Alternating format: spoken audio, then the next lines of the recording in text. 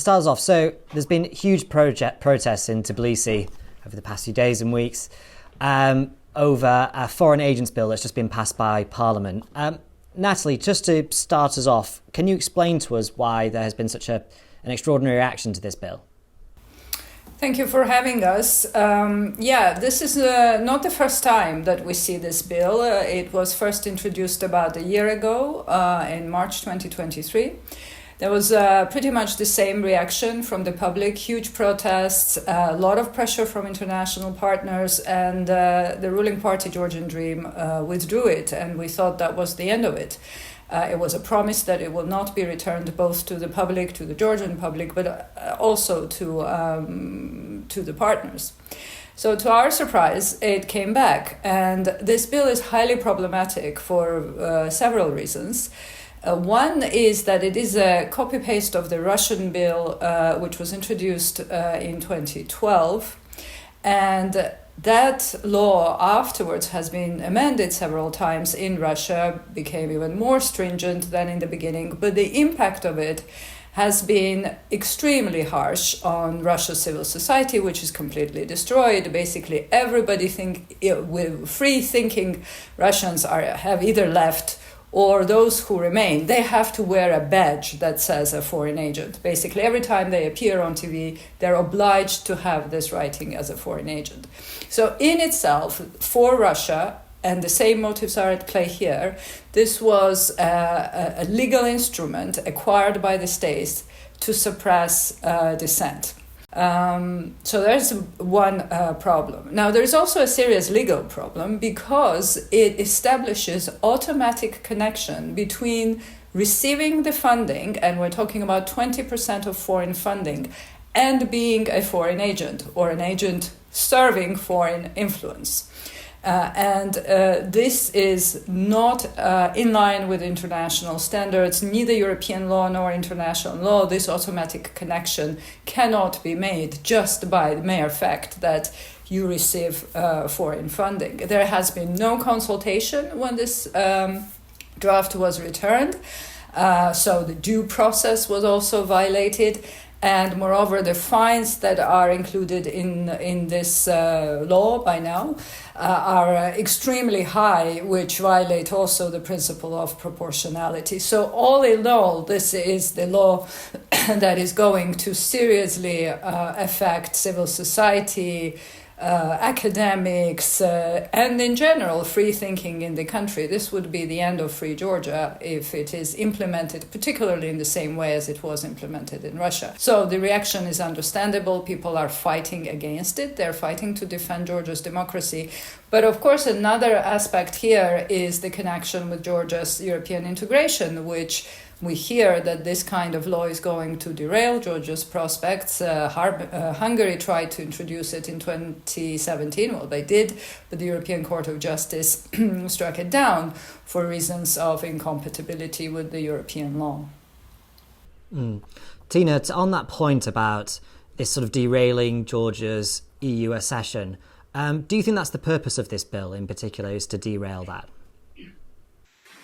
Yes, first of all, thank you so much for having us in your program and for the opportunity to speak to your audience.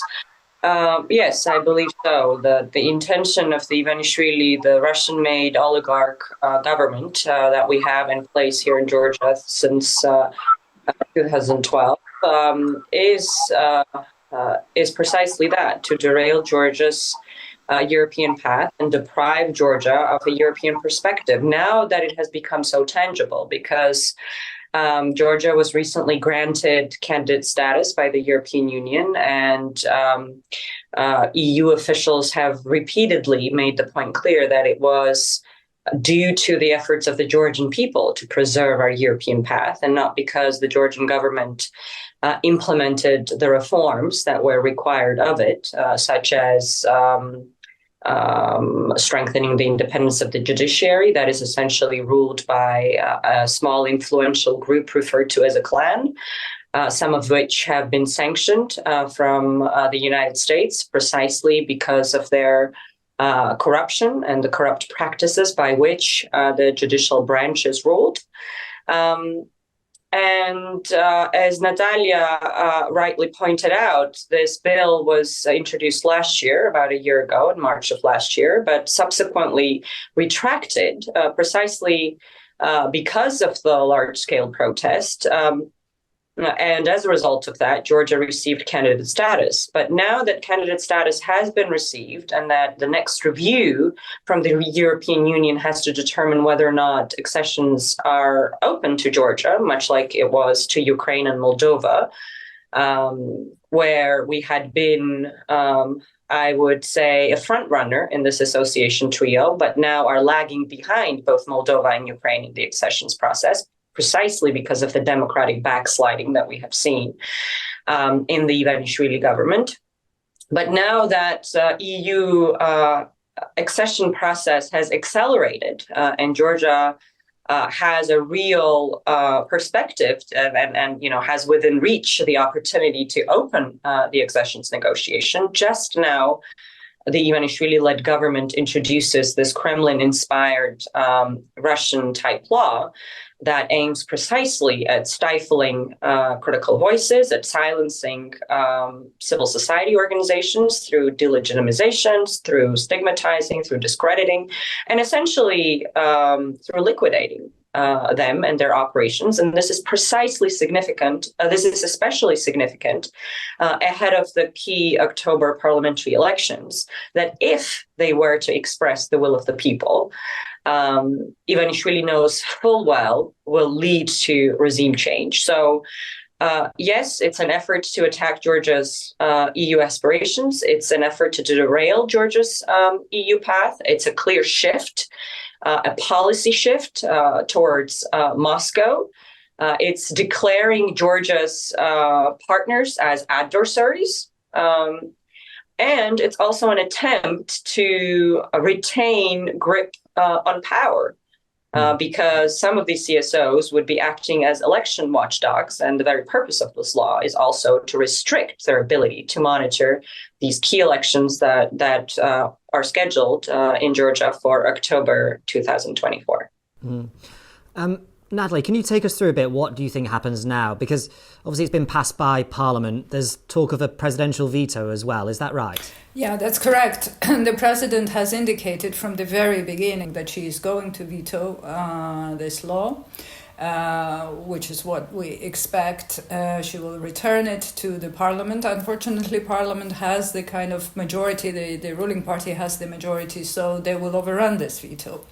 However, between this, there's going to be, between veto and decision of the Parliament, there will be a short window during which there is still a chance for the ruling party to reconsider and perhaps withdraw this bill. There is increasing attention to what is going on. There is increasing pressure from partners. There's been an EU statement, much awaited.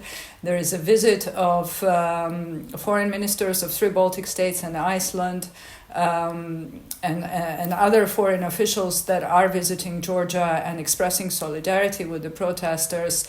So far, the Georgian Dream is not heeding any voices of reason. I have to say they're very determined and very stubborn. So what we see is almost like a clash of wills. Protesters are also not willing to back down. So this will be a very important window, whether the situation de-escalates or potentially escalates, and we will have to see. Nobody knows. But Tina is on the ground. Maybe she has a better sense of... Yeah, I was going to ask that actually. Tina, what do you think? Where do you think the protests are going now? Obviously, we've seen like mass numbers in Tbilisi. Do you think we're going to continue with those? I believe so. I mean, the scale of the protests that we've seen in Tbilisi is unprecedented.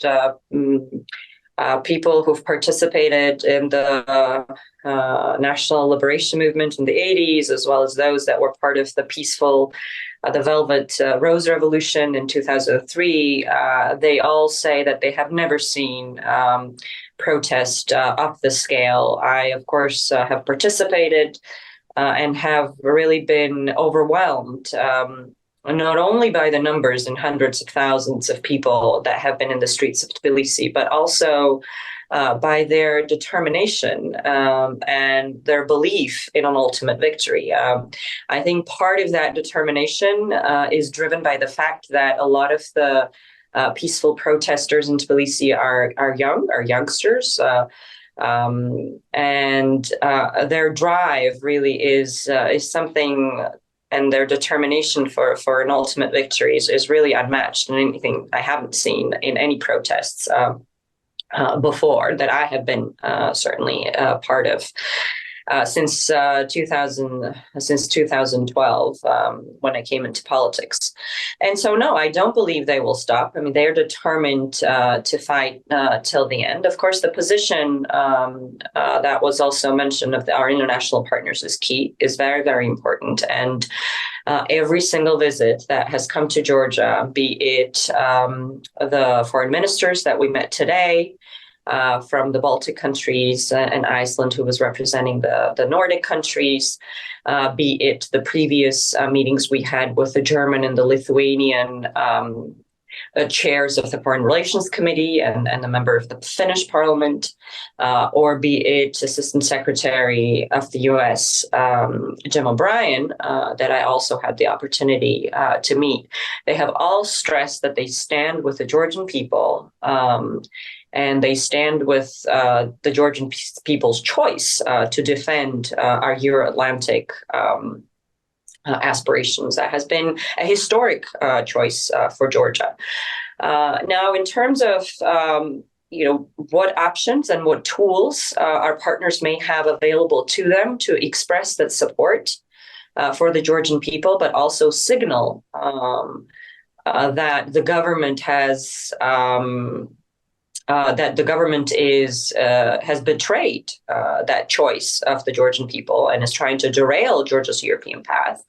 One of the instruments that is being discussed is the use of sanctions. And Assistant Secretary Jim O'Brien didn't mince his words yesterday when in a press conference he said that if this law is enacted, because, yes, there's still this window of opportunity the government could theoretically use through the veto, although I don't expect it to. And if the gross violations of human rights continue, which includes these widespread use of violence against citizens and peaceful protesters and opposition leaders, including the chair of my own party, this could all, of course, gross human rights violations could lead to the use of sanctions. I mean, we know what, the Belarus Act, we know the Magnitsky List, etc. So the precedent for this exists. And there is active discussion for the use of sanctions, which would include not only travel bans, which is what we've seen in regards to the judges that I mentioned, but as Assistant Secretary mentioned yesterday, would also include financial sanctions, which is, of course, a very, very serious signal from Georgia's longstanding strategic partners, such as the United States. And Natalie, that's one side of the international reaction. I mean, the other is obviously the influence of Russia. I mean, Russia has obviously intervened in Georgia before in the past, militarily in South Ossetia and Abkhazia. I mean, do you think there's any risk now of Russia being involved, or do you think they're so distracted with Ukraine that that's not on the table? Yes, Russia is actually the only country that has been applauding the Georgian Dream since return of this bill. Not surprising, because it is, as I said, a copy of the Russian bill at different levels. It's quite interesting to see the reaction and even a calling on the authorities to finish the job, basically, and push it through. So Russians will be happy. What role they play is hard to establish, because there is no obvious evidence that it was, for instance, that the government is acting on Russia's instructions or something else. It is clear that they are acting, at least on the inspiration of Russia. Whatever they do, the impact will be strengthening of Russia's position. I don't expect escalation to the point that Russia might intervene in the crisis. Nothing can be ruled out, but not at this point. Russia actually is not interested in opening second front, despite what the government says. They are quite distracted. They are busy with Ukraine. However, everything is possible.